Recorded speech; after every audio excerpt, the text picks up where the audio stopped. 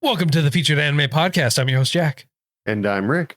And today we are watching ICE, The Last Generation, also known as ICE, also known as Ice Baby, also known as, dear God, what the hell did we watch?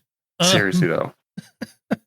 But before we dive into it, before we really get into the meat and potatoes of this, if we were just talking about some reminiscence, memories, games, hopes, dreams, everything like that, if you want to catch a part of that wider conversation, you can go to patreon.com/featured anime podcast. $1 a month to get you access to that bonus content.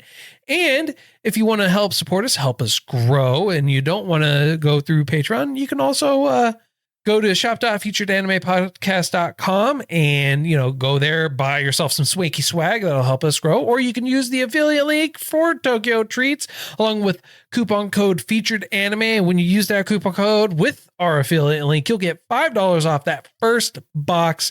And trust me, those treats are worth it, and they are very, very delicious. And if you want to reach out to us, contact us, or anything like that, you can also go to featuredanimepodcast.com. All our contact information and everything is available to you on there, where you can find us and reach out to us and all that wonderful stuff. And now on to the meat and potatoes.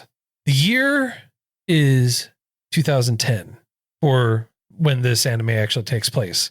And it's 3 OVAs long, basically chronologically telling the life story of these people. When this aired was May 2007 through September 2007. The studio for it, PPM. It's an original work, and the genres are action, girl love, sci-fi, military. The duration for each one, it starts off at like 45 minutes, and by the time you get to the third one, it's 30 minutes. So it actually gets shorter as it progresses on.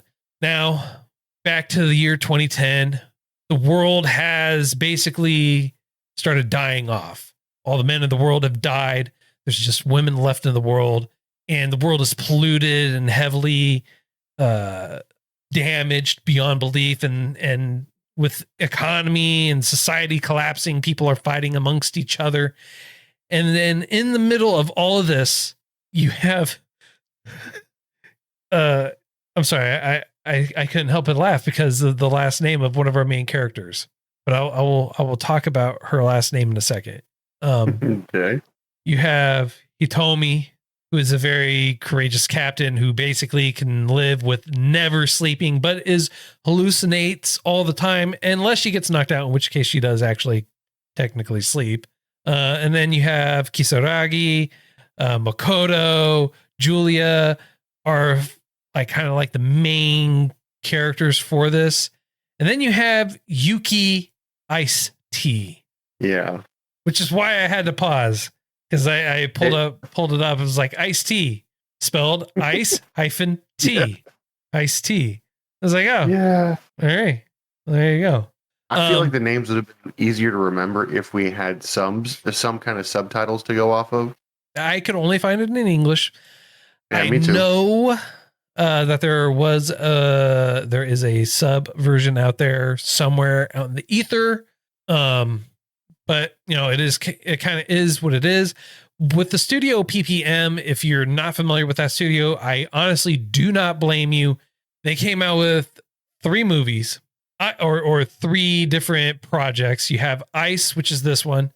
And then a year later, they came out with ICE, the movie, which is basically a summarization of the 3 OVAs, followed by Prayers, which is 2 OVAs, roughly 30 minutes long.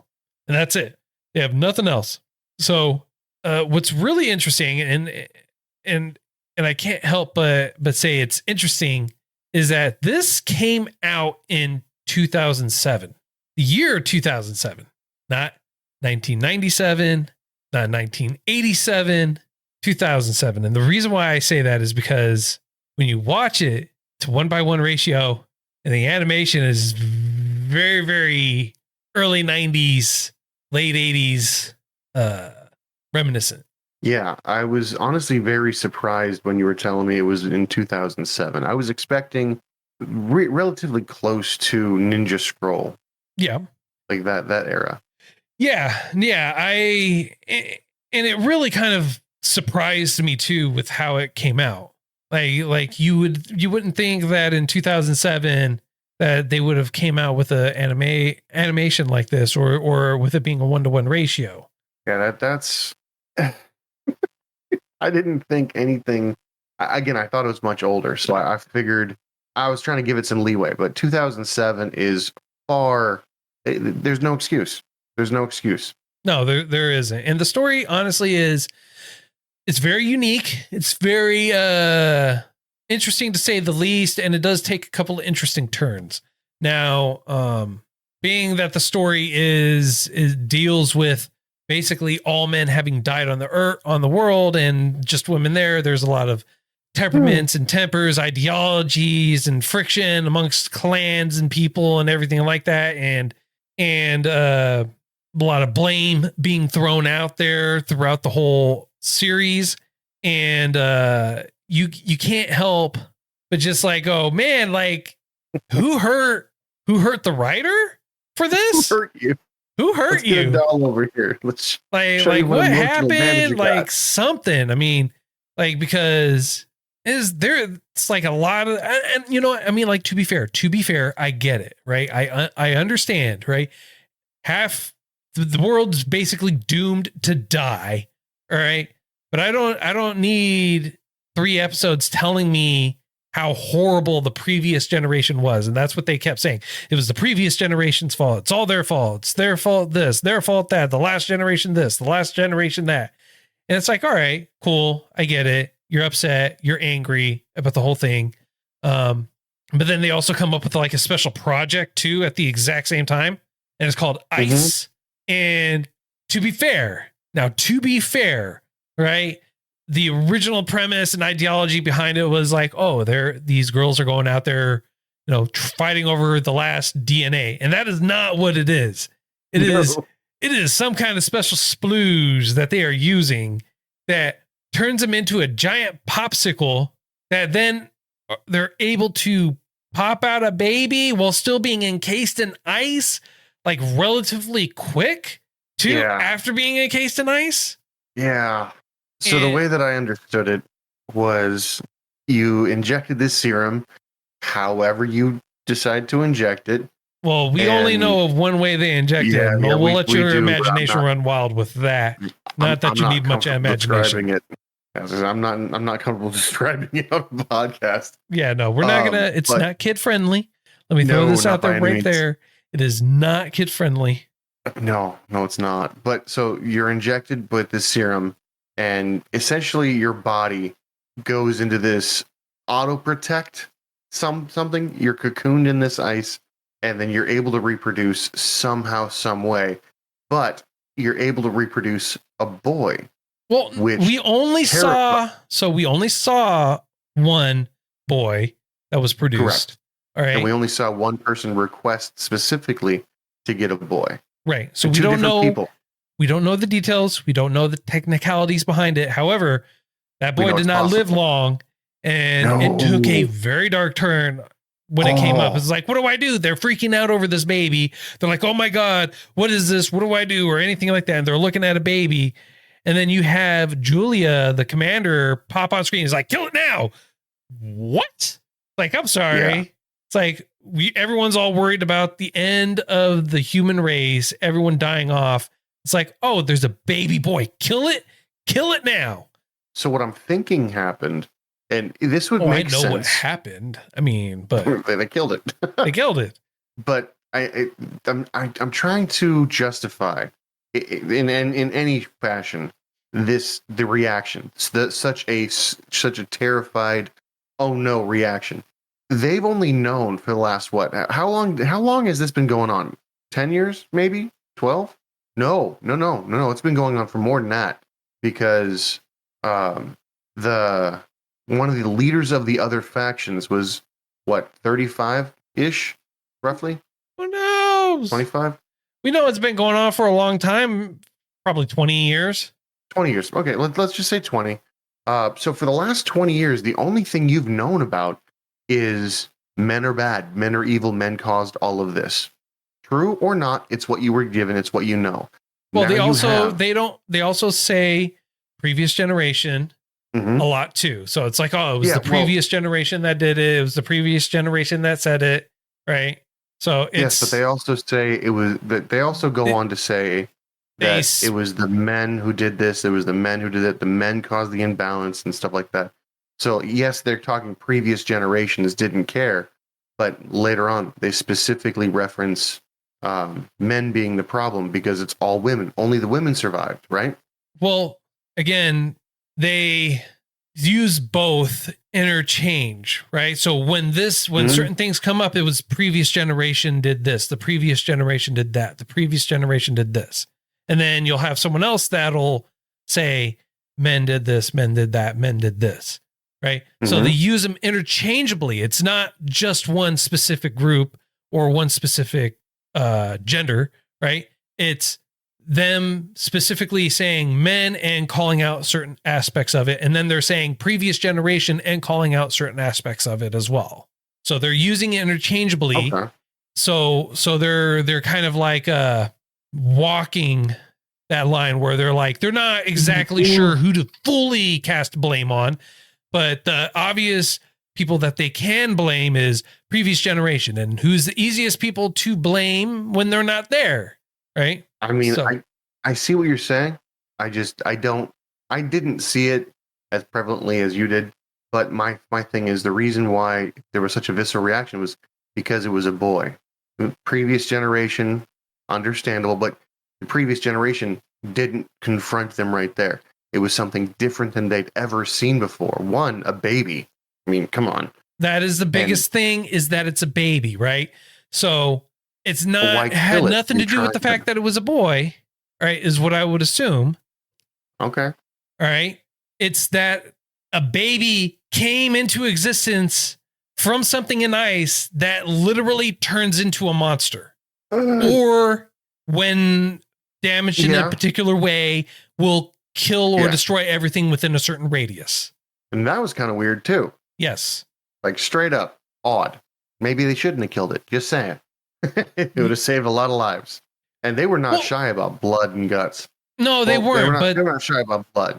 But guts, also, I didn't really see too much. At the same time, like, they weren't exactly destroying or getting rid of the people that were encased in ice either. They were keeping them. Yes, but I thought they were keeping them specifically for breeding purposes, or potentially. No, just for testing purposes. Like that, they were strictly using them for experiments, or for, in Julia's case, decoration, because they were just kept underneath her floor, like quite literally. So that was creepy.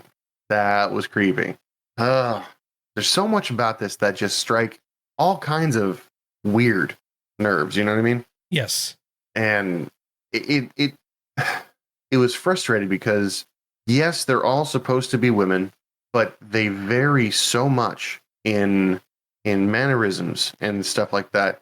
Right. And not to say that there are specific mannerisms that women only have, but what I'm trying to say is without half of the sex, for some reason, they still fell into certain groups of like fighters and non-fighters and maids and you still have, like, when you have a bunch of people and the resources are finite, you're going to have people that fall within certain personality characteristics, right? And that's what this strongly highlights. Is it highlights personality characteristics. Some people are natural leaders. Some people are very narcissistic, egotistical, mean, whatever, what have you. Some people are happy in one particular role. Others are happy in another particular role. And this basically quantified that all on the female spectrum side.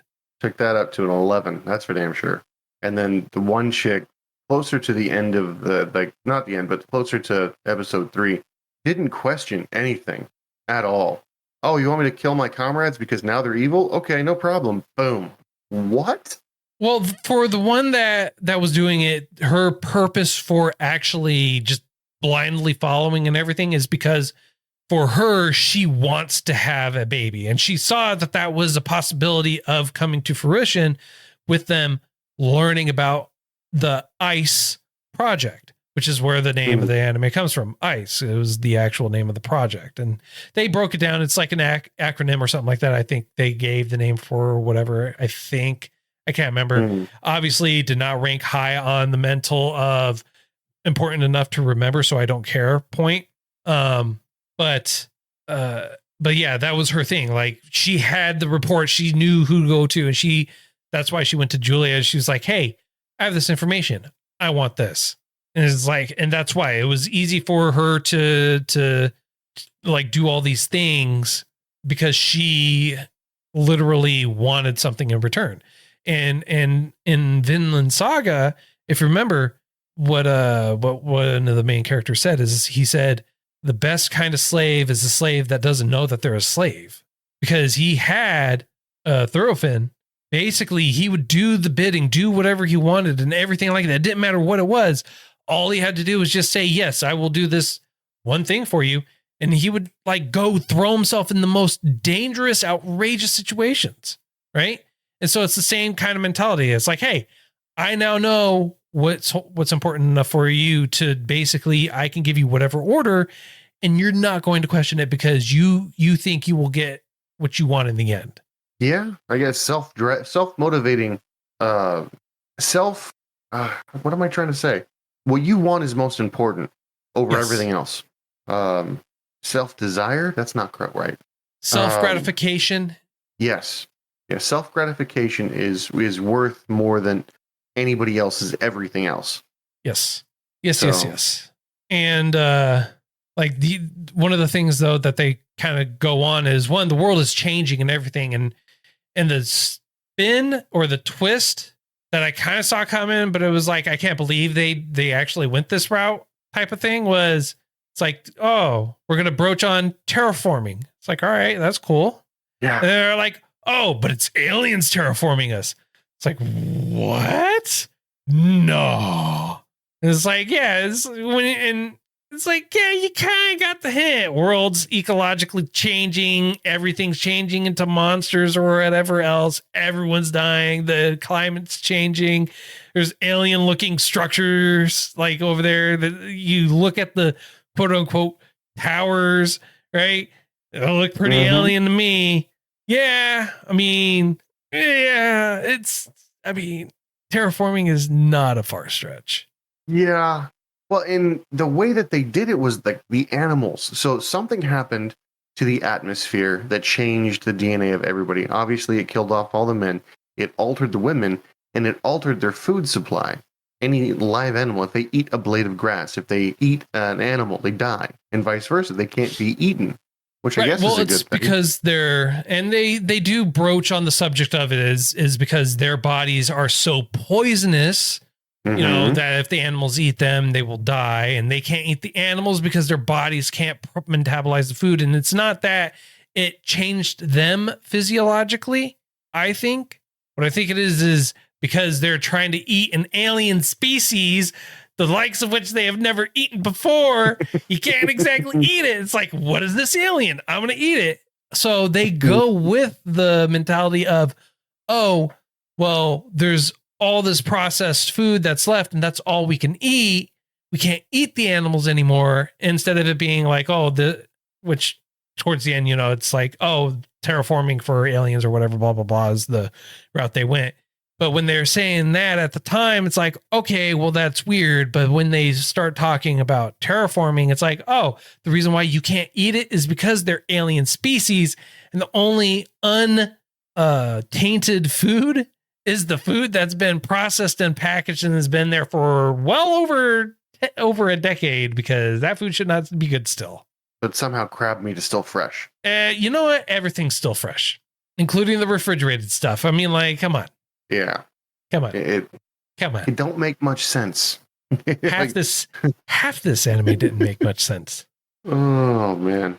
But yeah, like, as much as I would love to say that this is worth your time, and we definitely should like broach further, they did make a movie you mentioned that basically takes all three OVAs and mashes them together.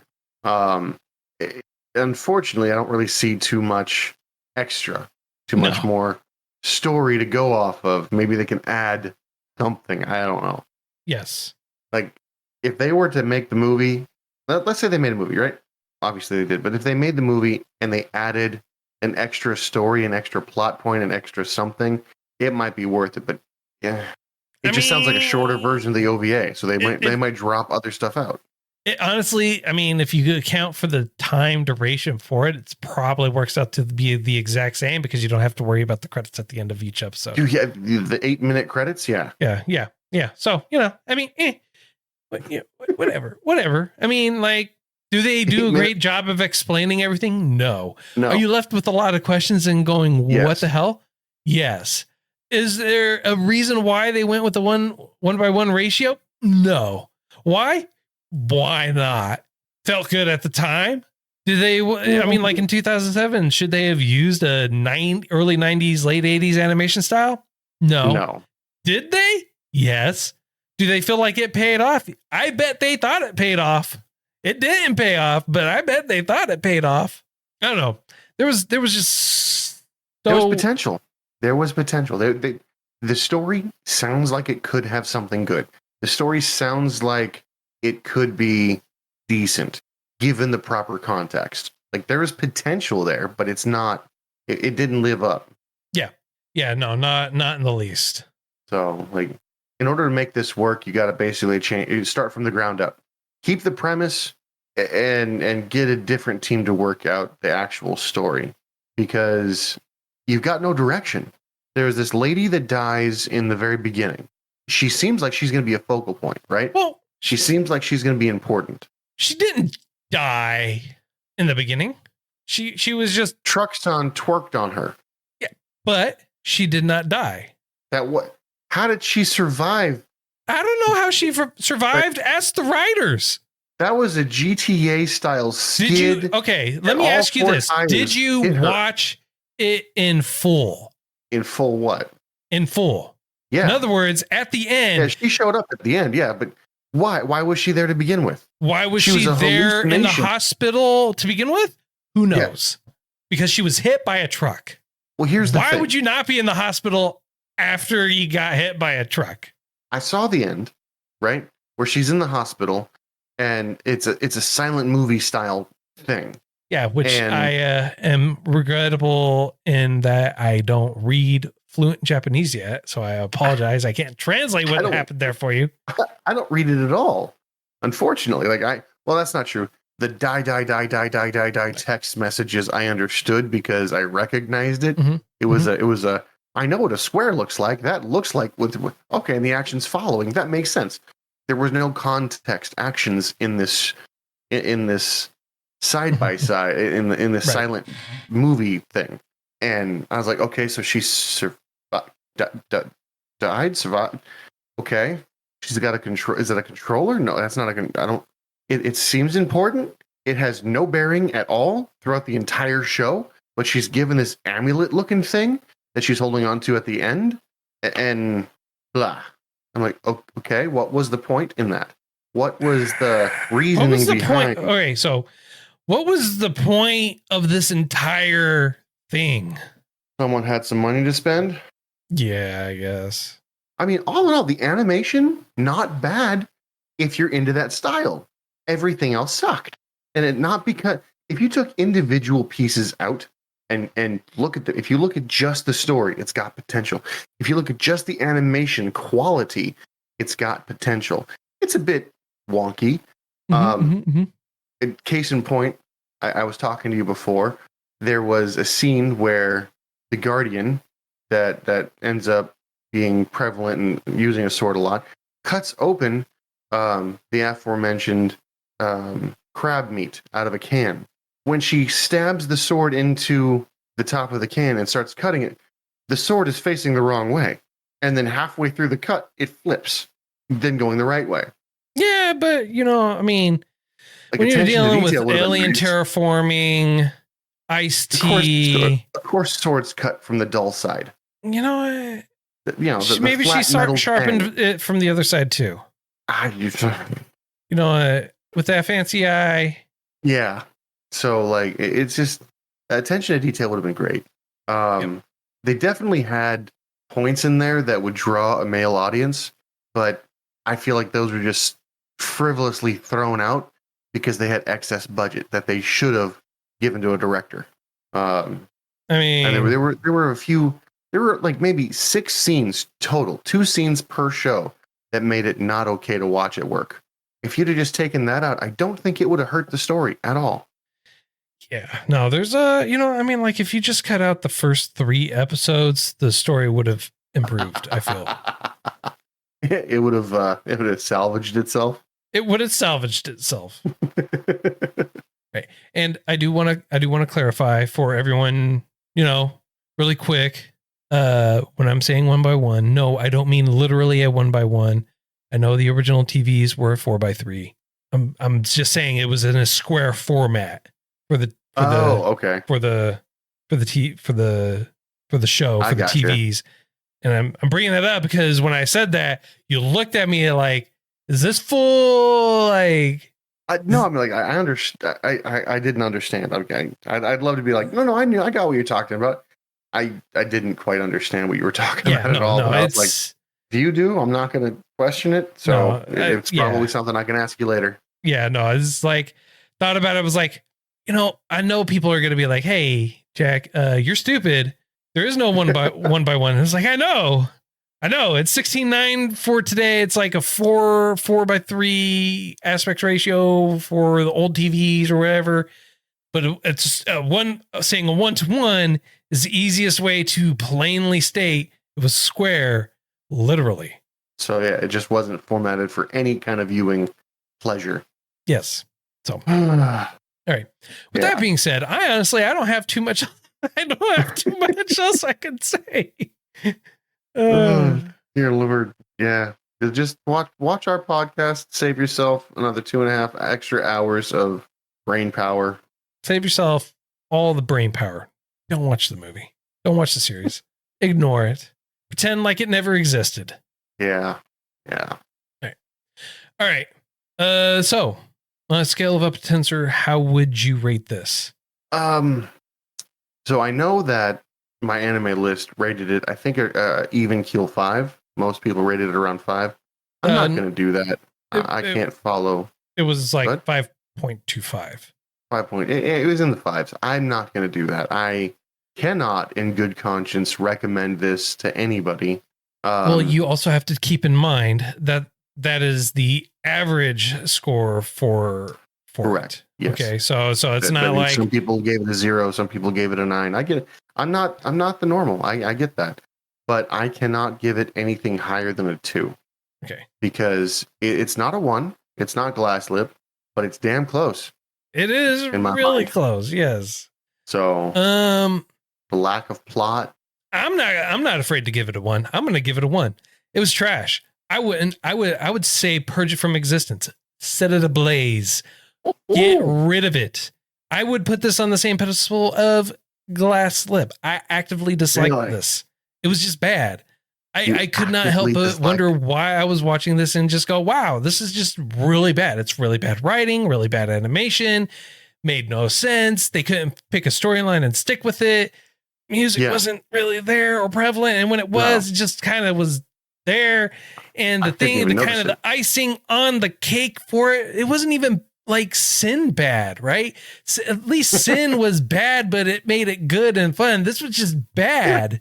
And then they went like for some dub B house industrial mix music, and they had everyone basically waltzing to it in the middle of the rave, right? And also, in case you didn't notice, it looked like they mastered cloning. So I don't know why they're worried about anything, because you can clone apparently, because everyone of a lower rank looked identical.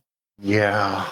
So cloning has been perfected, and they're like, oh, well, the human race is just going to die off. You're cloning people by the hundreds. I don't think that's going to be an issue. So, they couldn't pick a storyline. They couldn't stick to it. It was bad. Animation bad. Music bad. Aspect ratio horrible. One. Flat out one. All right. It was just bad. It was horrible. I actively hated this while I was watching it. It was just bad. Wow. Okay. Right. Surprised you got through it. You got dedication. I did. I did get through it. I get through them all. I have not. No. I have not watched one where I didn't watch it all the way through. I am proud to say I have, and I would do it again if you got that. You have there's a few you haven't watched all the way through. There's one I will fully admit 100%, not even a shadow of a doubt. Oh yeah, no, one episode in and was like, nope, sorry. Yep. So, all right. So interesting. Next week, we're going to be watching Planetarian, Chisana Hoshi no Yume, which is a random choice. It's 5 episodes. Each one's under 20 minutes. So honestly, I hope it's less painful than the ones we've been watching. I hope it's, we're on the ground floor. We're on the ground floor. You can only go up from here. Exactly. So if you feel like we did it too much justice, not enough justice, both are very possible for some people, or just plain old got everything wrong, or just plain old being a couple dum-dums, feel free to reach out to us. Let us know. All our contact information is available in our show notes. You can also go to featuredanimepodcast.com. If you want to help us grow and support us and get yourself some perks, like hearing some of the pre-show content that we usually pump out with every single episode, you can go to patreon.com/featuredanimepodcast, and then $1 a month will get you access to that bonus content. Or if you want to support us through other means, you can go to what was I saying?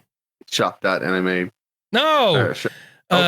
If you want to help support us through other means, you can go to Tokyo, use our affiliate links in the show notes, go to tokyotreats.com and with our affiliate link, and then use coupon code FEATUREDANIME, get yourself $5 off that box. And until next time, I'm Jack. And I'm Rick, and we'll see you next time.